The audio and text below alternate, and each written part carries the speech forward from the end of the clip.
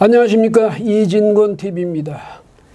오늘은요, 여기가 UNI라고 저희들이 이제 만들어서 같이 함께 하고 있는, 뜻맞는 사람들끼리 함께 하고 있는 어떤 이제 단체의 유튜브 방송 스튜디오입니다. 유튜브 방송은 TV 비판과 대안이라고 합니다. 그런데 오늘 이제 여기서 이 스튜디오를 빌려서 이진권 TV도 여기서 촬영을 하고 있습니다. 옆에 계시는 분은 김태원 박사님입니다. 김태원 박사님하고 오늘 나눌 이야기는요, 4+1 여러분 기억하시지 않습니까? 뭐냐면 전에 그 공수처법, 또 준연동형 비례대표제를 골간으로 하는 공직선거법 개정, 이것도 있고, 또 이제 뭐 형사소송법 개정안도 있고요. 또 검찰청법 개정안, 어쨌든 이 4개 법안을 이른바 패스트트랙에 올려가지고 기어이 처리해낸 그 4+1입니다. 더불어민주당, 바른미래당, 그 다음에 정의당, 또 민주평화당, 거기다가 대한신당이라고 아직 정식으로 이제 정당으로 상당은 안 됐지만요. 어쨌든 이렇게 4+1이 김 박사님, 국회 안에는 저는 원내 교섭단체들끼리 이제 의사 문제를 진행에 대해서 이건 논의를 해서 결정하는 교섭단체라는 제도는 있는데 4+1이라는 저런 제도가 그렇죠. 들어보셨습니까? 대부분의 많은 분들이 수식어로 사용하시는 것 중에 하나가 이제 좀 회개하다, 괴상하다, 요상하다 이런 표현들을 많이 쓰시는데 이 4+1 덕분에 사실상 주필님께서 말씀하신 원내 교섭단체 제도 자체가 조금 좀 무의미해진 게 아닌가라는 상황에 좀 직면하고 있어요. 세계 어느 나라 의회가 말이죠. 제1야당, 원내 제2의 정당을 완전히 배제해버리고 그 다음 저 군소정당들 말이죠. 몇 석 되지도 않는 이런 정당을 전부 끌어모아가지고, 왜? 여당의 협조적인 정당들 다 끌어모아가지고 그 힘으로 지금 우리 국회의 의사를 좌지우지하고 있어요. 의사 진행을. 이런 일이 있어도 되는지, 민주의회 정치라면 이래서 되는지 말이죠. 그렇죠. 한국당을 제외하고는 결국 정당들이 각자의 이제 실익이나 좀 이해관계로 이제 4+1이라는 걸 결국은 밀어붙인 결과라고도 볼 수 있을 것 같은데, 그러자 한국당에서도 본인들의 자구책, 이제 정당방위 측면에서 비례자유한국당이라는 아이디어를 이제 공표를 하게 됐죠. 그래서 비례자유한국당이라는 아이디어가 나오자 지금 범여권에서는 다시 또 좀 술렁이기 시작했는데 거기에 결정적인 계기를 제공한 존재가 바로 성관위의 결정입니다. 이제 비례자유한국당이라는 명칭을 사용을 하면 안 된다라고 불허를 했는데 정당법을 근거로 해서 이제 기존의 명칭들과 좀 뚜렷이 구별이 되어야 하는데 비례자유한국당은 구별이 안 된다라는 이유를 들면서 말을 하고는 있어요. 그러니까 사실은 중앙선관위, 그다음에 각 뭐 시도선관위도 있습니다만 이 선거관리위원회라는 것은 정치적 중립을 지키라고 해서 특별히 이 헌법기관입니다. 이제 헌법에 규정된 기관인데 여기서 보니까 정치적 중립은 그냥 지금 하는 걸로 봐서는 아주 여당 또 4+1 뭐 정권 전체 차원에서 은근히 그쪽을 지금 역성들고 있는 게 아닌가, 편들고 있는 게 아닌가, 이런 인상을 주고 있거든요. 네, 주필님께서 말씀하신 것처럼 특히 그렇게 의심되는 지점이 정당법 제41조 3항을 근거로 제시를 했는데 그 명칭과 뚜렷이 구별이 돼야 된다라는 부분에서 뚜렷이라는 표현이 상당히 모호한 표현이잖아요. 그렇죠. 일반적인 법령에서 찾아보기 좀 힘든 표현인 것 같긴 한데 이런 부분도 어떻게 보면 선관위 자체의 좀 자의적인 그런 판단의 가능성을 좀 넓히면서 잘못 좀 해석이 되고 있는 건 아닌가 싶어요. 그 선관위가 그 뚜렷이 이제 이걸 가지고 그 명분을 삼아서 지금 이제 비례한국당은 안 된다 이렇게 이야기했거든요. 근데 재밌는 일은 17일 날 그러니까 한국당에서 알았어요. 그러면 이래가지고 미래한국당 이래가지고 이제 또 신청을 했어요. 했으니까 근데 이게 선관위가 그것까지 안 된다 이렇게는 지금 하기가 난처하겠죠. 그 이렇게 되니까 또 어떻게 하냐면 4+1에서 이제 들고 일어났어요. 이제 선관위한테 맡겨가지고 아주 절묘한 한 수로 이제 저걸 막았다고 생각했는데 한국당이 또 그보다 또 다른 꾀를 내니까 여기서 어떻게 했냐면 이제는 4+1에서 안 되겠다. 우리가 직접 나서야 되겠다. 뭐 이래가지고 시끄럽다면서요. 그렇죠. 지금 미래한국당 얘기가 나오자마자 이제는 선관위에서도 당연히 이제 더 이상은 뭔가 막기가 어려워졌잖아요. 그래서 범여권에서 정말 맹공을 퍼붓고 있습니다. 그래서 주요 이제 대변인들의 발언을 보면 이제 기본적으로 꼼수 정당이다. 네. 한국당을 비판하면서 그다음에 뭐 비례한국당, 그다음에 미래한국당이 아니라 무례한국당이다. 뭐 이렇게 강조도 하고 뭔가 민주적으로 부끄러운 정치사를 보여주고 있다 그러면서 범여권의 모든 정당들이 일제히 한 목소리를 내면서 굉장히 강하게 이제 비판을 하고 있는데 역설적으로 이러한 모습을 보인다는 것 자체가 좀 긴장한 법여권의 이제 형세를 보여주고 있는 것 같아요. 거기다가 대표적인 또 우리의 정치인하면 여러 말씀을 하시는 박지원 의원님도 한 말씀 더 거두셨잖아요. 그렇지 뭐라고 그러더라. 이러다가는 네. 그러니까 민주당도 만약에 이제 민주당은 본래 그 약속한 게 있으니까 비례대표 를 위한 그런 위성정당은 안 만들겠다고 그랬잖아요. 왜냐하면 또 그거 만들어 놓으면 정의당이나 이런 다른 정당에서 배신자가 될 테니까.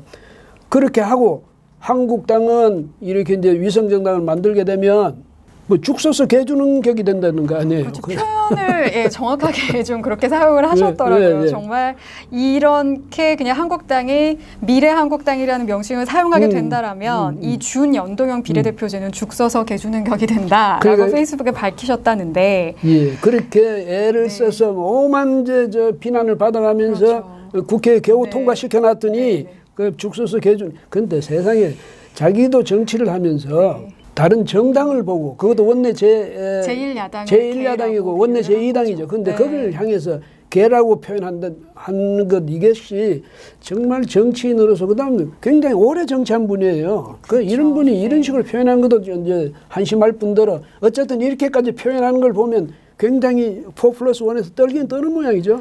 그렇죠. 왜냐하면 주필님께서 앞서 말씀을 주셨지만 정말 힘들게 정말 패스트트랙을 올려가면서 정말 5만 가지의 얘기를 다 감당해가면서 했는데 결국 그거를 추진하려고 했었던 민주당과 뭐 정의당 이제 그런 군소 정당들 입장에서는 아무것도 남는 게 없는 상황에 처하게 될까 봐서 지금 전전긍긍하고 있는 것 같은데 이런 타이밍에 맞춰서 또 이제 보수 대통합의 얘기로 굉장히 주목받고 있었던 또 다른 인물이 이제 귀국을 하셨습니다.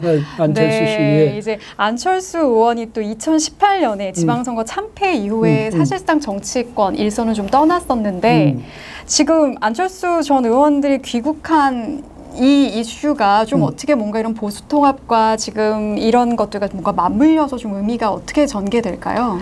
그러니까 지금 이제 안철수 전 대표가 20일 귀국해서 보니까 공항에서 공항 바닥에 그래도 납죽 엎드려 절을 하더라고요. 하는데 1년 4개월인가 만에 이제 귀국을 했는데 이분이 뭐 그동안은 또 정치를 안 할 것 같이 그런 이제 또 말을 흘리다가 또 지금 와서는 정치하겠다고 나섰는데 그래서 이제 이분이 또 내세운 게 실용 중도 정당이에요. 이제 뭐 지금 김 박사님 말씀하셨듯이 뭐 그는 보수 통합 여기는 같이 안 가. 뭐 그러면서 문재인 또 정권도 비난해가면서 나는 중도 실용 정당을 만들겠다 이러는데 또 스스로 불출마를 선언한 상황에서 또 이렇게 얘기가 나오고 있어서. 근데 어떻습니까? 우리나라에서 중도를 그동안에 굉장히 뭐 강조하고 그걸 또 그 노선을 취하고 했던 정치 세력이 많았는데 중도 이래 내세워서 좀 무슨 가능성이 있을까요? 그래서 뭐 기본적으로 정치권에 계신 분들의 말씀을 이렇게 종합을 해보면 현실 정치에서는 특히 한국 현실 정치에서는 좀 쉽지 않은 일이다라고 얘기를 하고 있는 것 같고 지금 안철수 의원조차도 뭐 선거에도 뭐 총선에 나가지 않겠다라고 하고 중도 실용을 내세우고는 있지만 좀 그것과 동시에 사실은 첫 번째로 보인 행보가 결국 광주를 방문하는 행보였어요. 그래서 이게 지금 뭐 기존에 있는 보수당과의 통합을 별로 염두에도 두지 않고 있다. 그 다음에 이제 바른미래당하고도 이제 손학규 대표와 뭔가 커뮤니케이션이 있기 전까지는 이제 합류하지 않겠다. 이렇게 입장을 밝힌다고 하면서 막상 사실상 보이고 있는 행보는 또 이걸 중도 실용에 가깝다고 봐야 되는지라는 의문도 들고 특히 광주 같은 경우는 뭐 예전에 거의 28석이었나요? 그 중에서 23석을 갖다가 뭐 이렇게 그야말로 싹쓸이 했었죠. 그거를 다시 조금 기대하는 마음에서 또 가는 행보라고 보는 게 저는 무리한 해석은 아닌 것 같거든요. 그러니까 이제 2016년이요 다시 한번 뭐 이런 기대를 갖고 있는 것 같은데 어쨌든 이렇게 해서 안철수 신당도 또 나온다 이렇게 되면 이 4+1이 아무 이제 앞으로 계산하기가 굉장히 어려워질 것 같아요. 정말 네. 그럼 뭐 네. 자유한국당이 어차피 이렇게 이제 당한 입장에서는 최선을 다해서 이 4+1으로 인해서 불리해진 이 운동장을 기울어진 운동장을 최대한 그 기울기를 줄이기 위해서 이제 자유한국당의 애쓰는 그밖에 없잖아요. 없는데 4+1 측에서 보면 이제 자기들끼리 계산이 굉장히 복잡해져요. 해지고 그렇죠. 이렇게 되면 정의당 사실 이제 심상정 정의당 대표가 아마도 앞장서서 그런 꾀를 낸 것 같은데 준연동형 비례대표 그거 세계에 유례가 없는 거예요. 아직도 입에도 잘 달라붙지 않는 어려운 어휘가 됐죠. 이게 사실 위헌적인 거거든. 뭐냐면 이제 독일형을 자꾸 이야기하는데 독일에는요 1대1 이 비례대표하고 지역구하고가 1대1로 돼 있어요. 그렇죠. 그러니까 우리나라 같이 이상한 그런 상황은 안 생기는데 우리는 어떻게 됐냐면 지역구에서 많이 얻어버리면 비례대표는 한 석도 못 얻어요. 그렇잖아요. 그렇게 되면 이런 것은 아니 비례대표 때문에 이 지역선거구하고 같이 연계되는 건 이거는 이제 위헌적인 요소가 많거든요. 좀 복합적인 요소를 내포를 하고 그래서 이런 것까지도 오만 꼼수를 다 부려가면서 지금 해가지고 했는데 아이고 지금 이제 정말로 이제 한국당에서 비례대표를 위한 미래한국당 그 미래한국당이 이렇게 나오고 하니까 아주 이제 야단 난 거예요. 야단 났는데 저는 이런 식으로 꼼수까지 써가지고 이렇게 되면 이 우리나라 헌법에 무슨 필요가 있고 지금 저는 그래서 무슨 생각이 드냐면 민주 정치가 정말로 취약한 제도 아닌가 이런 생각이 들어요. 그렇죠. 요즘은 비슷한 의견을 주시는 분들을 좀 쉽게 볼 수 있는데 결국은 그러면 이런 대의민주정치의 기본 틀을 그나마 조금 잘 살려보려면 선거라는 걸 통해서 이제 이런 문제가 되고 위법적인 허위나 이런 것들이 좀 잘 걸러져야 할 텐데 이번 4.15 총선에서 과연 이제 그런 선거로서의 뭔가 하나의 심판을 기대할 수 있을지 좀 조심스럽게 걱정이 되기도 해요. 네. 예, 그러니까 지금 김 박사님도 이제 말씀하셨지만은요, 사실은 이 중요한 문제가 우리가 지금 보지만 민주적인 제도 이게 그렇게 튼튼한 게 아니다. 왜냐하면 4+1인가 뭐 머릿수를 갖다 밀어붙이니까 그냥 맥없이 넘어지잖아요. 그렇죠. 네. 이런 식이 되면 앞으로 민주정치를 어떻게 지켜갈 것이냐. 이런 게 이제 특히 정권 측에서 말이죠. 힘으로 밀어붙이면 뭐 공수처법도 그냥 통과되는 거고 말이죠. 준연동형 비례대표제인가 이거 아주 해괴한 이런 이제 법도 통과되고 이러는 상황이니까 지금 지적하신 그대로 선거야말로 우리가 마지막으로 기대할 수 있는 그런 이제 유일한 희망인 건가요? 그렇죠.